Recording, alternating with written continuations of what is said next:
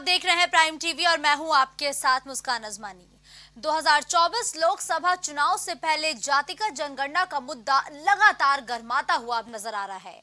बिहार देश का पहला राज्य बन गया जिसने जाति आधारित गणना करते उसकी रिपोर्ट भी सार्वजनिक की है। इसी के साथ अब यूपी में भी जातिगत जनगणना कराने की मांग उठ रही है।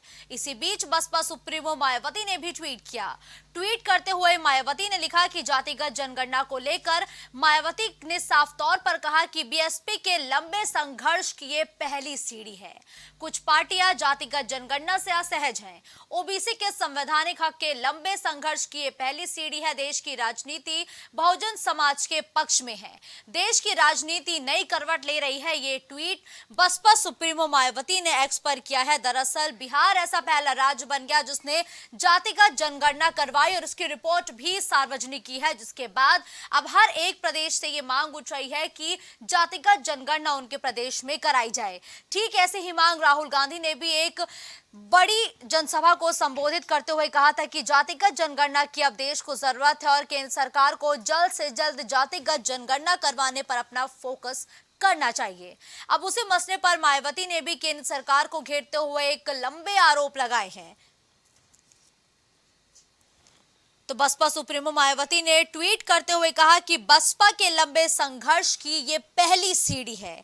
कुछ पार्टियां जातिगत जनगणना से असहज है। ओबीसी के संवैधानिक हक के लंबे संघर्ष की ये पहली सीढ़ी है। ये ट्वीट मायावती ने किया है और मायावती के इस ट्वीट से तमाम तरीके के कयास लगाए जा रहे हैं, क्योंकि मायावती जातिगत जनगणना पर लेकर एक बार फिर से भारतीय जनता पार्टी और केंद्र सरकार पर हमलावर नजर आई है और उन्होंने जातिगत जनगणना के समर्थन में कहा कि बसपा के लंबे संघर्ष की ये पहली सीढ़ी है।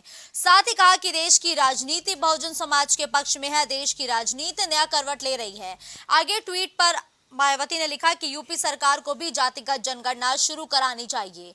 केंद्र सरकार राष्ट्रीय स्तर पर जातिगत जनगणना कराए, ये मांग मायावती ने ट्वीट करते हुए एक्स पर उठाई है। अब जातिगत जनगणना के मुद्दे पर सियासत तेज हो चुकी है। गौरव इस खबर पर ज्यादा जानकारी के लिए इस वक्त लाइव हमारे साथ जुड़ चुके हैं। गौरव, देखिए, बिहार पहला राज्य बन गया है जिसने जातिगत जनगणना कराई। इसके साथ ही उसकी रिपोर्ट भी सार्वजनिक की है जिस पर सियासत तेज हो चुकी है। ठीक इसी बीच मायावती का एक ट्वीट सामने आता है। मायावती ट्वीट में लिखती है कि बसपा के लंबे संघर्ष की ये पहली सीढ़ी है। मायावती के इस बयान का क्या मतलब निकाला जाए, गौरव?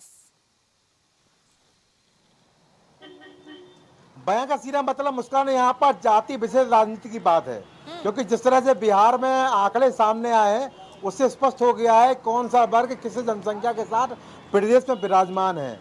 बिहार के आंकड़े आए हो, जब उत्तर प्रदेश के आंकड़ों पर लाने की बात यहाँ पर कही जा रही है, उससे भी यहाँ पर जो जातिगत राजनीति करने वाले जो दल हैं उनकी बाँछें खिल गई हैं और इस तरह यहाँ पर बयान आ रहे हैं। राहुल गांधी भी बयान दे चुके हैं। राहुल गांधी ने अपने बयान में कहा था कि 2011 में हमने जातिगत जनगणना कराई थी और उसके बाद उन्होंने कहा कि बीजेपी ने आंकड़े यहाँ पर जाहिर नहीं किए, आंकड़े सब सार्वजनिक नहीं किए। तो यहाँ बड़ा सवाल राहुल गांधी पे भी उठता था कि जब 2011 में उनकी सरकार थी, उन्होंने जातिगत जनगणना कराई थी तो उनके 3 साल और बाकी थे, तो उन्होंने यहाँ पर जातिगत जनगणना के आंकड़े साझा क्यों नहीं किए। और अब यहाँ पर वो बीजेपी सरकार पर हमला बोल रहे हैं। तो वहीं दूसरी तरफ अगर बात करें तो अखिलेश यादव भी इसको लेकर बड़े मुखर हो चुके हैं। वो लगातार पीडीए की बात कर रहे थे और यहाँ पर जिस तरह से जातिगत जनगणना के आंकड़े आए हैं उससे अखिलेश यादव को भी यह खुशी हुई है। और यहाँ पर जातिगत जनगणना का मुद्दा जो बिहार में पहला राज्य बन चुका है जिससे जातिगत जनगणना के जो आंकड़े हैं वो सार्वजनिक किए हैं और उत्तर प्रदेश समेत पूरे देश में इसको कराने की मांग उठनी शुरू हो गई है। खासतौर से उत्तर भारत में ये मामला पूरी तरह से गर्मा गया है और यहाँ पर राजनीति शुरू हो गई है। क्योंकि अगर बात करें उत्तर भारत की राजनीति की मुस्कान, तो यहाँ पर जाति वर्ग विशेष की राजनीति चरम पर है। देखिए गौरव, राजनीति में कोई भी मुद्दा एकदम से तूल पकड़ लेता है, अक्सर ये हमने देखा है। और जातिगत जनगणना का मुद्दा तो लगातार विवादों में रहा है।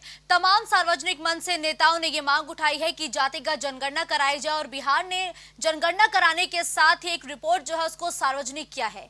केंद्र सरकार के लिए क्या ये एक बड़ी मुश्किल या यूं कहे कि चुनौती बन सकता है क्या?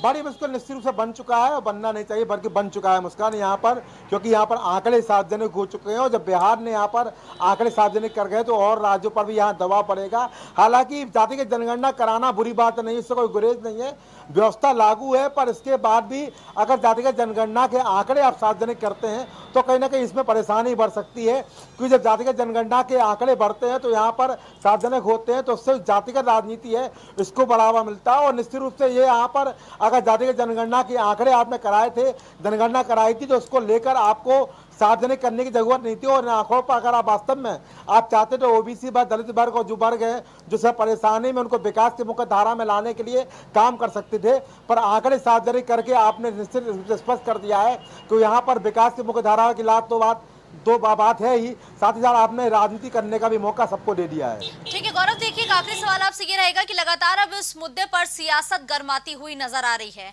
और केंद्र सरकार पर लगातार विपक्षी दल हमलावर है और बिहार की तो रिपोर्ट भी अब सामने आ चुकी है। क्या ये रिपोर्ट जो बिहार में सामने आई है ये 2024 के चुनाव पर असर डालेंगी क्या? क्योंकि देखिए गौरव, ये तो लाजमी है कि 2025 में जब बिहार का विधानसभा चुनाव होगा तो ये रिपोर्ट उस पर सीधा सीधा असर करेगी, लेकिन क्या इस रिपोर्ट का असर 24 के लोकसभा चुनाव पर भी पड़ेगा क्या गौरव?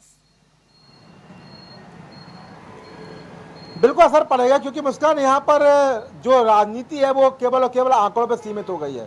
यहाँ पर कोई भी ओबीसी वर्ग, दलित वर्ग के लिए काम करना नहीं चाहता है, मेहनत करना नहीं चाहता। सभी जो दल है हम देखेंगे जाति आधारित दल हैं, चाहे तमाम दलों की हम बात करें, आप भी बेहतर तरीके से जानते हैं तमाम तरह के जो क्षेत्रीय दल हैं वो अलग अलग वर्गों पर आधारित है, वो अपने अपने वर्ग के रहनुमा बन के सामने आते रहते हैं। पर हमने देखा है कि अगर काम करने की बात हो तो उन वर्गों को आज भी विकास की मुख्यधारा से वंचित है। उसका कारण यहाँ पर यह है कि जो भी मुद्दे होते हैं, जो भी जनसंख्या होती है, जो भी वोट वर्ग होता है, उस पर केवल राजनीति होती है और यहाँ पर ही फिलहाल राजनीति हो रही है। और जब राजनीति होती है तो मुद्दा बड़ा हो जाता है। फिलहाल ये मुद्दा इस समय चरम पर है और ये मुद्दे पर लगातार राजनीति आगे भी होती रहेगी, क्योंकि 24 चुनाव सामने है और साथ ही साथ यहाँ पर 5 राज्यों विधानसभा चुनाव होने हैं। तो यहाँ पर निश्चित रूप से मुद्दा बड़ा हो चुका है मुस्कान। अब इस मुद्दे पर जो राजनीतिक दल है वो कितनी बड़ी राजनीति करते हैं और बीजेपी की तरफ से इस पर क्या महत्वपूर्ण बयान आते हैं, ये भी देखने वाली बात होगी। बिल्कुल ठीक है, धन्यवाद गौरव इस खबर पर हमारे साथ जुड़ते हुए तमाम जानकारी हमारे दर्शकों तक पहुंचाने के लिए।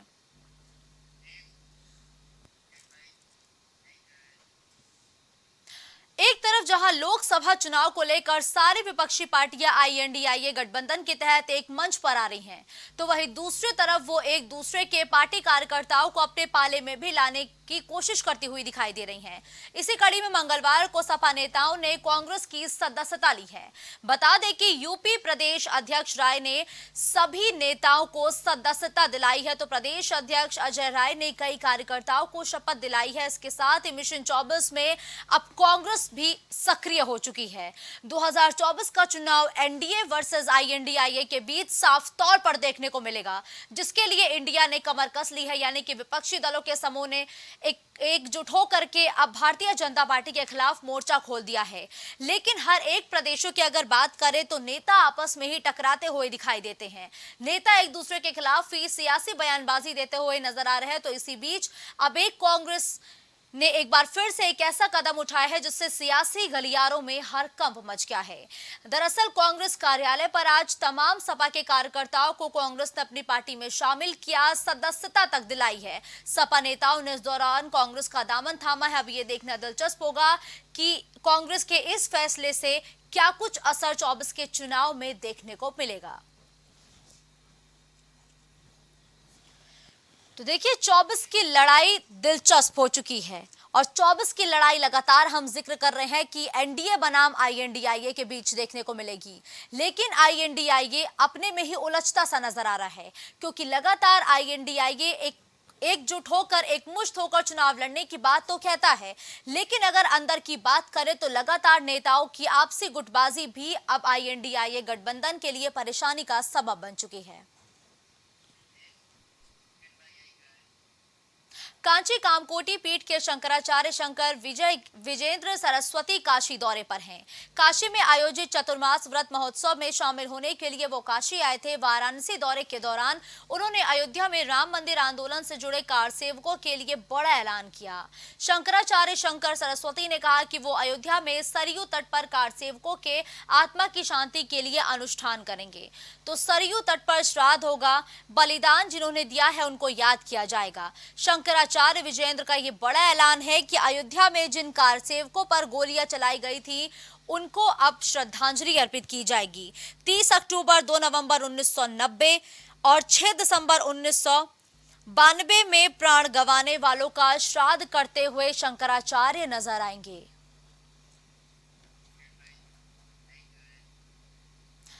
लखनऊ में पार्षद के खुद पर हमला कराने का भी एक नया मामला सामने आया। बीजेपी पार्षद रामूदास कनौजिया ने एक झूठा षड्यंत्र तैयार कर पुलिस को गुमराह किया था। उसने अपने घर पथराव और सुतली बम से हमला कर कुछ लोगों के खिलाफ पुलिस में शिकायत की थी। पुलिस ने जब मामले की जांच की तो एक चौंका देने वाला खुलासा हुआ। पुलिस की जांच में पता चला कि पार्षद ने अपने ऊपर हमले की साजिश खुद ही रची थी। अभी कानपुर में पार्षद के आतंक का मामला ठंडा नहीं हुआ था कि एक और पार्षद का जुर्म देखने को मिल रहा है। फिलहाल पार्षद अपने साथियों के साथ फरार है और पुलिस उसकी और उसके साथियों की तलाश में लगातार जुटी हुई है। तो देखिए, बीजेपी पार्षद बेअंदाज हो चुके हैं। एक ऐसी खबर प्रदेश की राजधानी लखनऊ से सामने आती है जहां पार्षद खुद पर हमला करा देते हैं। अपने घर पर वो सुतली बम फिकवाते हैं। जब इस पूरे मामले की जानकारी पुलिस को होती है तो पुलिस लगातार पार्षद को गिरफ्तार करने की कोशिश करती है। फिलहाल जो पार्षद है वो पुलिस की गिरफ्त से बाहर बताए जा रहे हैं। घटना के बाद से ही पार्षद अपने साथियों के साथ फरार है, लेकिन लगातार ऐसी खबरें सामने आती हैं जहां अपने रसूख का हवाला देते हुए लगातार पार्षद तमाम तरीके के अपराधों को अंजाम देते हैं। ठीक एक बार वैसी ही तस्वीरें लखनऊ से देखने को मिली। अभी कानपुर में पार्षद की दबंगई का मसला ठंडा नहीं हुआ था कि एक ऐसी ही खबर लखनऊ से सामने आती है जहां पार्षद अपने ऊपर और अपने घर पर खुद ही हमला कराते हैं। कुछ अज्ञात लोगों के खिलाफ मामला दर्ज कराते हैं और जब पुलिस मामले की तफ्तीश करती है तो इस पूरे मामले का खुलासा होता है कि पार्षद खुद ही हमलावर निकले हैं। पार्षद ने खुद ही हमला करवाया है और पुलिस जब उनकी गिरफ्तारी करने जाती है तो उसके बाद पार्षद अपने कुछ साथियों को लेकर मौके से फरार हो जाते हैं।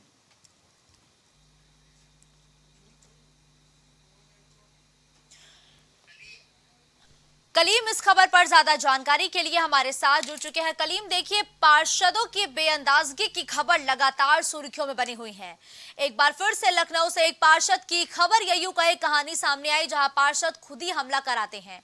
कलीम, सिलसिलेवार तरीके से ये पूरी वारदात क्या है, कैसे हुई, पुलिस ने अब तक इस मामले में क्या कुछ किया है, ये बताइए। देखिए मुस्कान जी, जिस तरीके से बात की जाए अभी 2 दिन पहले की ये जो घटना है, क्योंकि देर रात को पार्षद जो रामूदास कनौजिया है उनके घर पर एक हमला होता है। हमले में सुतली बम फेंके जाते हैं, ईंट पत्थर फेंके जाते हैं और उस दौरान रामूदास घर पर नहीं होते हैं। देर रात को फिलहाल रामूदास के द्वारा जो इस मामले को लेकर के शिकायत दर्ज कराई जाती है। फिलहाल गंभीर धाराओं में मुकदमा दर्ज किया जाता है, जो उनका वीडियो भी वायरल होता है। लेकिन जो बात की जाए उसी के कुछ चंद घंटों के बाद एक और एक वीडियो सोशल मीडिया पर तेजी से वायरल हो रहा होता है, जिसमें ये पूरी साजिश रचते हुए पूरी घटना दिखाई जाती है। जिसमें बात की जाए जिस तरीके से कुछ लोग बैठे होते हैं, जिस कार्यालय में बैठ करके पूरा घटनाक्रम वो किया जाता है, उसके बाद से लगातार वो एक वहां पर जो बैठा एक शख्स इंस्टाग्राम पर रील बना रहा होता है, वो लाइव पूरा चल रहा होता है और उसी लाइव के दौरान पूरा जो घटनाक्रम है वो भी साफ दिखाई देने लगता है। जिसके बाद से ये कहा जा सकता है कि जिस तरीके से जो ये घटनाक्रम था उसके बाद इस पूरे मामले की जो जांच पड़ताल की गई, जो अधिकारी थे वो लगातार इस मामले को लेकर के पूरी मॉनिटरिंग कर रहे थे। तो मॉनिटरिंग में जिस तरीके से जो संदिग्ध लोग दिखे थे उनको हिरासत में लिया गया था। हिरासत में लेने के बाद जो पूछताछ हुई थी, पूछताछ में ये खुलासा हुआ कि कैसे पूरा घटनाक्रम रचा गया था। फिलहाल जिस तरीके का घटनाक्रम था, उस घटनाक्रम रचने के पीछे जो साजिश बताई गई वो साजिश ये थी कि रामूदास के खिलाफ एक मुकदमा पूर्व में दर्ज किया गया था जिसमें 307 की धाराएं लगी हुई थी और उसी मामले में जिस तरीके से पुरानी रंजिश चली आ रही थी और उसी रंजिश को देखते हुए रामूदास जो अपना विपक्षी था, जो वादी पुराने मुकदमे में था, उसको मुकदमे में फंसा करके जेल भेजने के जो कवायद की जा रही थी उसको लेकर के ये पूरी साजिश रची गई थी और उसी साजिश के तहत ये पूरा घटनाक्रम किया गया। फिलहाल पुलिस ने इस मामले में जब खुलासा किया है तो 4 लोगों को जो संदिग्ध थे उनको गिरफ्तार कर लिया। लेकिन अगर बात की जाए जो रामूदास जो पार्षद हैं वो बीजेपी के पार्षद हैं और वो इस घटना के बाद से लगातार फरार चल रहे हैं।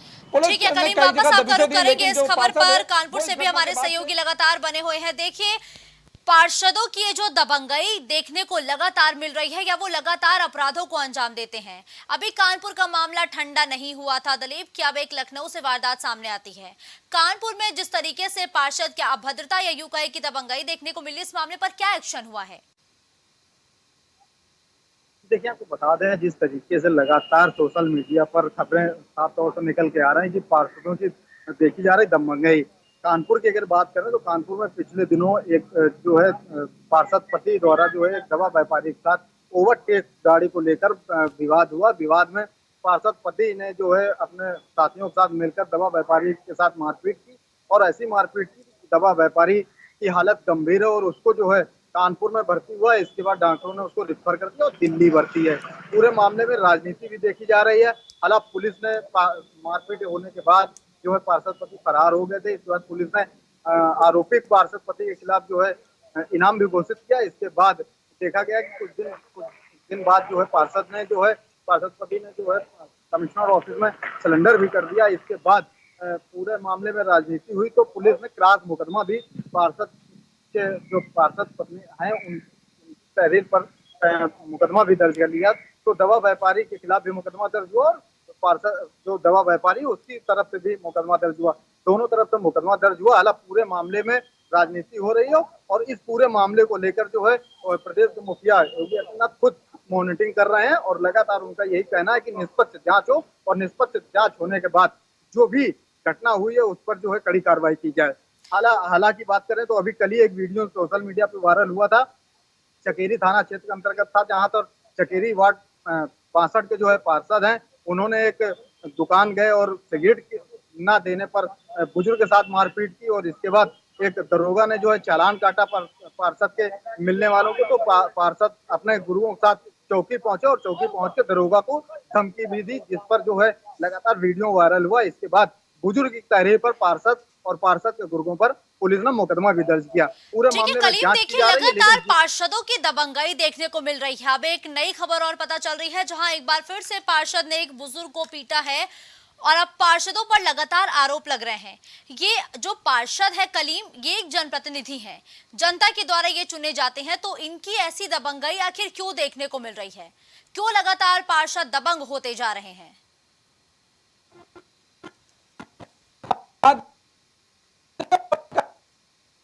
काम नहीं करते हैं और काम न करने के विषय पे जब वहाँ की जो जनता है वो उन तक पहुँचते हैं तो वो आग बबूला भी होते हैं। कई बार ऐसी तस्वीरें सामने आई कि उन्होंने साफ तौर से जो प्रतिनिधि वहाँ के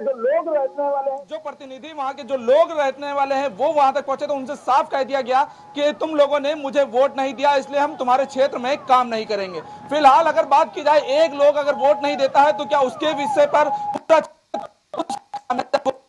बेलगाम हो रहे हैं और बेलगामी की अगर वजह की बात की जाए वो पूरी तरीके से बेअंदाज भी दिखते हैं। वो किसी पर भी हाथापाई भी कर देते हैं। उसके बाद जो अपना पूरा गुट है वो इकट्ठा करते हैं, लगातार दबाव भी बनाते हैं। क्योंकि इसी तरीके की कई घटनाएं सामने आई राजधानी लखनऊ से भी। क्योंकि अगर हम तस्वीरों की बात करें, अभी पिछले दिनों में कुछ एक वीडियो वायरल हुआ था जिसमें चिन्हट का एक तस्वीर सामने आई थी कि जो वहां पर खंडर पड़ा हुआ था, काम धाम नहीं हो रहा था, पूरी तरीके से गंदगी का माहौल था। उसकी सफाई के लिए जब पार्षद के पास पहुंचा गया था तो पार्षद ने साफ यही शब्द इस्तेमाल करते हुए उन लोगों को दरकिनार कर दिया था। जिसके बाद वो लोग महापौर के पास पहुंचे थे, नगर आयुक्त के पास पहुंचे थे, उसके बाद वहां पर काम शुरू हुआ था। लेकिन इस तरीके की जो तस्वीरें सामने आती है वो साफ तौर से कह सकते हैं कि जब तक उनकी जीत नहीं होती है तो जीत के बाद जनता के बीच रहते हैं, लेकिन जब जीत जाते हैं तो जनता को पैरों की धूल समझने लगते हैं। और इसी तरीके की तस्वीरें भी सामने आ रही है। और अगर हम बात की जाए पार्षदों की, जो इस तरीके से जो अब लगातार घटनाएं सामने आ रही है, क्योंकि जिस तरीके से विधायकों के पास सरकारी गनर होते हैं तो अब ये खुद पर्सनल जो सरकारी गनर है उनको रखने के लिए अपने ऊपर अटैक भी करवाते हैं, घटना के साथ घूम सके। क्योंकि ये लोग जिस तरीके से जनता के बीच जाने की बात की जाती है, जनता के बीच तो नहीं पहुंचते, लेकिन उनको सरकारी गनर चाहिए। ठीक है दीपक, देखिए 2024 का चुनाव अब नजदीक आ रहा है और लगातार पार्षदों का बेधड़क जो अंदाज है वो भी देखने को मिल रहा है, दबंगई भरा अंदाज भी पार्षदों का देखने को मिल रहा है। 2024 से पहले ये पार्षद क्या करने की कोशिश करते हुए दिखाई देते हैं? देखिए, जिस तरीके से 2024 का लोकसभा चुनाव नजदीक है और भाजपा सरकार का ये एजेंडा है कि सबका साथ सबका विकास, लेकिन जिस तरीके से ये पार्षद जो है लगातार दमंगई कर रहे हैं, इनकी खबरें आ रही हैं, सोशल मीडिया पे वायरल हो रही हैं, तो कहीं ना कहीं 2024 के लोकसभा चुनाव में इसका बहुत बड़ा असर पड़ेगा। क्योंकि ये देखा जा सकता है जिस तरीके से विवाद होते हैं, ये साफ तौर से ये माना जाता है कि चुनावी रंजिश एक तरफ से मानी जाती है, क्योंकि जो पार्षद जीत जाता है वो ये कहता है कि हमको फलाने ने वोट नहीं दिया, ढिकाने नहीं दिया, तो सबसे बड़ा कारण यही है दमंगई का। लेकिन अगर सरकार इस पार्षदों पर लगाम नहीं लगाएगी, ऐसे लोगों पर कार्रवाई नहीं होगी, तो कहीं ना कहीं सरकार को नुकसान जो है 2024 के लोकसभा चुनाव में उठाना पड़ेगा। अगर विपक्ष की बात करें तो विपक्ष लगातार जो है इनकी दमंगई पार्षदों की जो सोशल मीडिया पे फोटो और खबरें वायरल हो रही हैं, वीडियो वायरल हो रहा है, उसको मुद्दा बना के जनता के बीच लगातार जा रही। तो कहीं ना कहीं भाजपा सरकार जो है उसको ध्यान देना चाहिए कि पार्षद इस तरीके की दमंगई ना करें और खबरें निकल के ना आए। जी ठीक है, देखिए कलीम, अक्सर जब भी कोई ऐसी खबर सामने आती है तो पीड़ित पक्ष लगातार कहता हुआ नजर आता है कि पुलिस पार्षदों के खिलाफ कार्रवाई नहीं कर रही है क्योंकि सत्ता में वही पार्षद है। क्या ये भी एक बड़ी वजह है जो पार्षद लगातार ऐसी वारदातों को अंजाम देते हैं? देखिए मुस्कान जी, इस मामले में साफ तौर से ये कह सकते हैं कि जो पार्षद स्थानीय है वो कार्रवाई की जब बात आती है उस पर, तो कार्रवाई को लेकर के हीला हवाली तो बरती जाती है, उसमें कोई दो राय नहीं, लेकिन पुलिस का सहयोग भी कहीं ना कहीं उनको प्राप्त होता है। लेकिन अगर कुछ तस्वीरों की बात की जाए, अगर कोई स्थानीय पुलिस इस पर कार्रवाई करती है तो उन पर दबाव बनाने के लिए वहां पर लोगों को इकट्ठा करके थाने का घेराव किया जाता है। कभी कुछ तस्वीरें वायरल की जाती हैं कि इस तरीके से पुलिस जो है उन पर दबाव बना रही है। जैसे बात की जाए कि अभी हाल ही के दिनों में एक तहसीलदार की जो तस्वीरें वायरल की गई थी कि उनके द्वारा जो है इसी के एक्सेस किया जा रहा है, थाने का घेराव भी किया गया था चुनाव का। और उसके बाद अगर हम बात करें कि हीला हवाली की, तो हीला हवाली की साफ तस्वीर मरियाव की है, क्योंकि जो पार्षद थी अगर उस समय जिस समय पुलिस तलाश कर रही थी, जांच कर रही थी, पूछताछ कर रही थी, पूछताछ के दौरान जब 4 लोगों को गिरफ्तार भी किया था तो उस समय रामूदास कनौजिया पुलिस कस्टडी में था। लेकिन उसके बाद जब उसको छोड़ा गया तो उसके बाद से फरार हो गया। यूं कहें पुलिस ने हीला हवाली की जिसका पूरा फायदा रामूदास कनौजिया ने उठाया जो पार्षद है, और इसी का खामियाजा पूरा भुगतते हुए लगातार जो विपक्षी है जिसके ऊपर आरोप लगाया जाता है उसको भी भुगतना पड़ा, क्योंकि उसको भी थाने बुलाया गया, घंटों में डाला गया, उससे भी पूछताछ की गई थी। तो कहीं ना कहीं जरूर कहा जा सकता है कि पुलिस की मिली भगत की देखी जाती है, जिसका पूरा फायदा पार्षद उठाते हैं, जो स्थानीय लोग हैं वो उनकी प्रताड़ना झेलने को मजबूर हो जाते हैं। बिल्कुल ठीक है, धन्यवाद करीम और दीपक इस खबर पर हमारे साथ जुड़ने के लिए।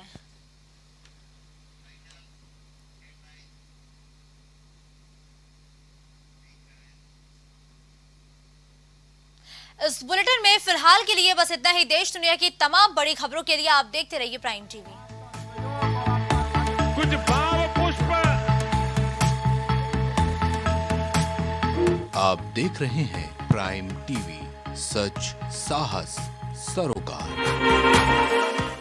छूट नहीं पाएगी अब यूपी की कोई भी खबर, क्योंकि हर खबर पर होगी हमारी पैनी नजर।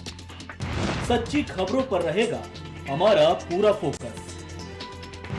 आपको दिखाएंगे सूबे से जुड़ी हर खबर। देखिए प्राइम उत्तर प्रदेश सिर्फ प्राइम टीवी पर।